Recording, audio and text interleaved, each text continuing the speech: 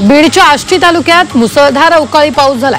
मुसळधार पावसामुळे गावातील नदीला पूर परिस्थिती निर्माण झाली आणि त्यामुळे पुलावरून पाणी जात असल्याने 4 गावांचा संपर्क तुटलेला आहे। यामुळे नागरिकांचे मोठ्या प्रमाणात हाल होत आहेत।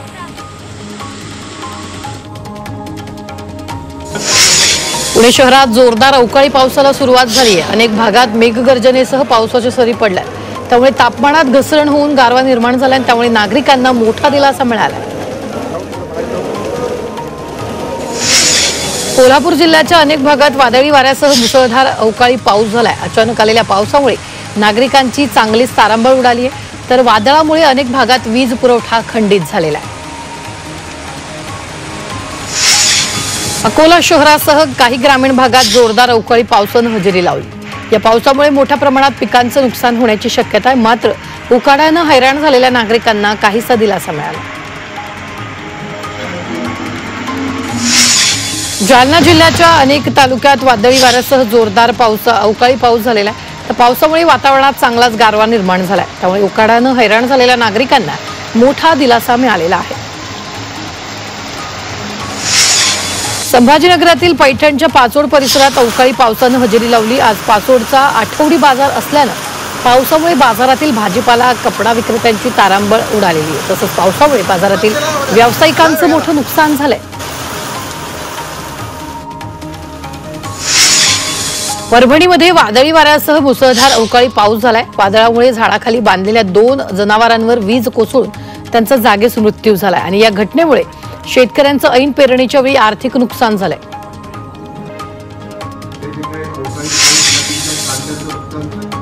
कोकण, मध्य महाराष्ट्र आणि मराठवाड्यात 20 मे पर्यंत वादळी वाऱ्यासह पावसाची शक्यता वर्तवण्यात आली। तर पावसाच्या अलर्टबाबत पुण्याच्या विभागीय आयुक्तांनी कालच जिल्हाधिकाऱ्यांना सूचना दिल्या। नुकसान भरपाईबाबतही सूचना देण्यात आल्यात, अशी माहिती उपमुख्यमंत्री अजित पवारांनी दिली। शहापुरातील कृषी उत्पन्न बाजार समितीच्या आवारात प्रथमच आंबा महोत्सवाचं आयोजन करण्यात आलं। या महोत्सवात 25 दुकानं उभारली असून 9 आंबा उत्पादक शेतकऱ्यांनी हजेरी लावली। दरम्यान आंबा उत्पादक शेतकऱ्यांना आपला माल सहज विकता यावा, तसंच मालाची योग्य किंमत मिळावी, याच उद्देशाने आंबा महोत्सव आयोजित करण्यात आला। अकोल्यात राज्य शासनाची खरीप आढावा बैठक पार पडली। या बैठकीत खरीप हंगामात शेतकऱ्यांना बियाणे, खतं या कृषी निविष्ठांचा सुरळीत पुरवठा करावा, असे निर्देश पालकमंत्री आकाश फुंडकरांनी दिले। तसंच कृषी निविष्ठांची साठेबाजी निदर्शनास आल्यास कडक कारवाई करणार असल्याचा इशारा देण्यात आला। वाशिममधील सोनल प्रकल्पाचं पाणी पिकांसाठी सोडण्यात आलेलं आहे, त्यामुळे शेतकऱ्यांना दिलासा मिळाला। या प्रकल्पाचं पाणी पिकांसाठी सोडण्यासाठी शेतकऱ्यांनी जलसमाधी आंदोलन केले। युरोप, ऑस्ट्रेलियासह अमेरिकेला केसर आंब्यांची सर्वाधिक भुरळ पडते। आखाती देश हापूस आंब्याला पहिली पसंती देत आहे। गेल्या वर्षी जगभर 32 टन आंबा निर्यात होऊन 495 कोटींची उलाढाल झालेली होती। वाशिमच्या मालेगाव पोलिसांनी गांजा विक्री करणाऱ्या 2 आरोपींना अटक केली आहे। तर पोलिसांनी त्यांच्याकडून 2 किलो गांजा आणि एक मोटरसायकल असा एकूण 74,000चा मुद्देमाल जप्त केला। दरम्यान या प्रकरणी मालेगाव पोलिसांकडून पुढील तपास सुरू आहे। अमरावतीत अवकाळी पावसाचा मोठा फटका बसलाय। पावसामुळे कांदा खराब झालाय, तसंच संत्राबाग, ज्वारी आणि भाजीपाल्यांचं मोठ्या प्रमाणात नुकसान झालंय, त्यामुळे शेतकरी हवालदिल झालाय।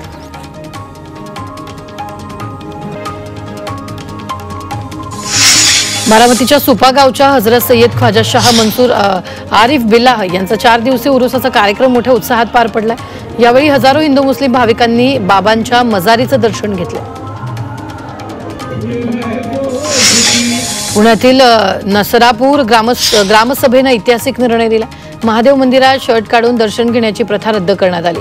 मंदिर ट्रस्टने काही महिन्यांपूर्वी हा नियम लागू केला होता, तर ग्रामस्थांच्या तीव्र विरोधानंतर प्रथा रद्द करण्यात आली आहे। खेड तालुक्याच्या दावडी कुलस्वामी खंडेराया या मंदिरात नवीन लग्न झालेल्या जोडप्यांनी गर्दी केली। यावेळी अनेक नवविवाहितांनी खंडोबाचं जागरण आणि गोंधळ घालत तळी भंडार केलेला आहे। परभणीत वसंतराव नाईक कृषी विद्यापीठाच्या 53व्या वर्धापन दिनानिमित्त कृषी प्रदर्शनाचं आयोजन करण्यात आलं। या कार्यक्रमाचं उद्घाटन आरोग्य राज्यमंत्री मेघना बोर्डीकर यांच्या हस्ते करण्यात आलं। यावेळी प्रगतशील शेतकऱ्यांचा गौरव करण्यात आला। तसेच प्रदर्शनात विविध प्रजातीचे आंबे, बियाणे, सेंद्रिय खतं, औषधांचे स्टॉल लावण्यात आले। सोलापुरातील टेक्सटाईल कारखान्याला आग लागलेली आग नियंत्रणात आलेली असताना पुन्हा एकदा आगीचा भडका उडाला। अग्निशामक दलाच्या तब्बल 13 तासांच्या प्रयत्नानंतर आटोक्यात ही आग आली होती। मात्र आता पुन्हा गॅसचा स्फोट झाल्यानं आग लागली। आगीने रौद्र रूप धारण केल्यानं अग्निशामक दलासमोरच्या अडचणी वाढल्या। भंडाऱ्यातील जांभुरामध्ये भर दिवसा शेतात अस्वल दिसलाय, त्यामुळे परिसरातील शेतकऱ्यांमध्ये भीतीचं वातावरण निर्माण झालंय। त्यासाठी वन विभागानं याची दखल घेत योग्य उपाययोजना करण्याची मागणी केली।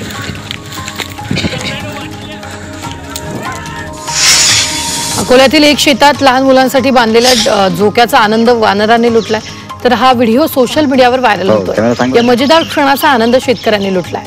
दोघांनी बसाटे बनते।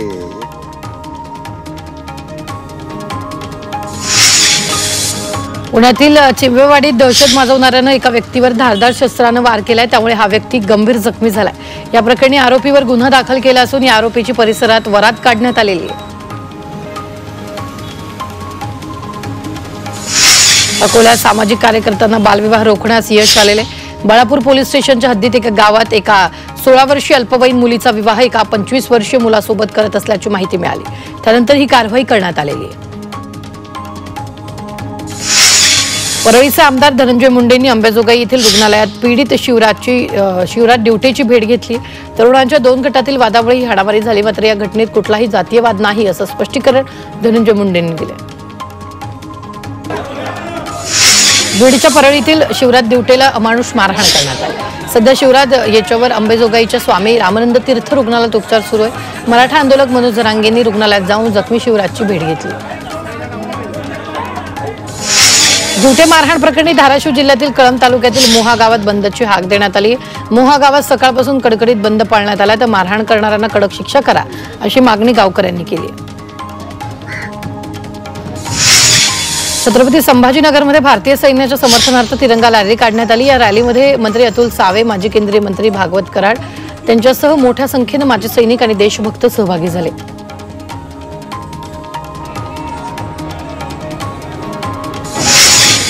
यवतमाळमध्ये तिरंगा यात्रेचं आयोजन करण्यात आले। आदिवासी विकास मंत्री अशोक उईके यांच्यासह आमदार, पदाधिकारी, विविध सामाजिक संघटनांचे पदाधिकाऱ्यांची उपस्थिती होती। तिरंगा हाती घेत नागरिकांनी यात्रेत सहभाग नोंदवला।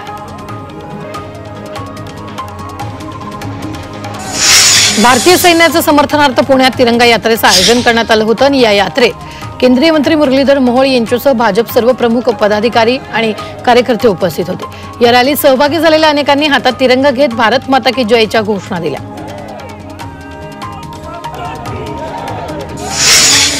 अमरावतीत सैन्याच्या समर्थनार्थ तिरंगा रॅलीचं आयोजन करण्यात आलं। रॅलीत भाजप नेत्या नवनीत राणा यांनी सहभाग नोंदवला, तर यावेळी त्यांनी पाकिस्तान विरोधात जोरदार घोषणाबाजी केली।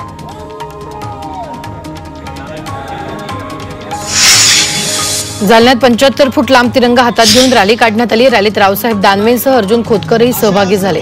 भारतीय सैनिकांचं प्रोत्साहन वाढवण्याच्या समर्थनार्थ ही रॅली काढण्यात आली।